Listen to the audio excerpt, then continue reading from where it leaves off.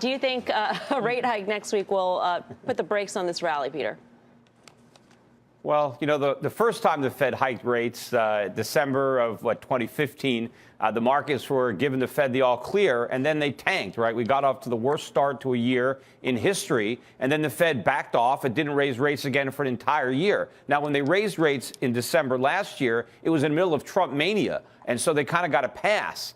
But now we'll see. You know, this is a gigantic bubble. It's gotten a lot bigger since we elected Trump. Will this next rate hike prick it? I mean, there's a chance. I mean, eventually the air is going to come out of this bubble. So if it's not this rate hike, it's going to be something else.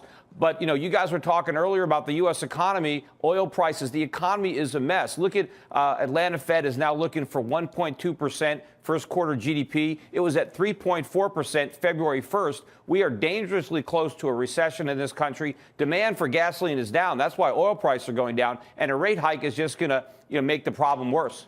So you're reading the data and you're looking at oil prices and decline that we've seen over the past few days as evidence that there is a slowdown in the U.S. economy. That is the result of a slowdown.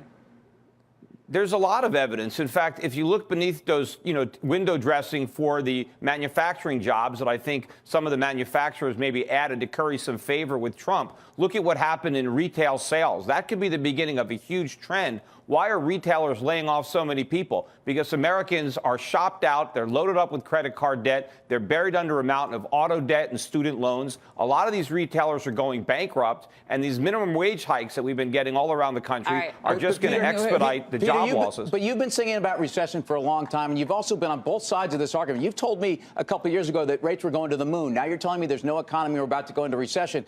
Say what you want about pulling jobs forward or that there's the Trump buddy system going on here, but manufacturing jobs and goods-producing jobs were at their best levels this month since 2000. And you get back to the PMIs, you get back to the services sector, and you can't tell me this is an economy that is sputtering here. If anything, the Fed would not be making the noise they're making if they have too much at risk.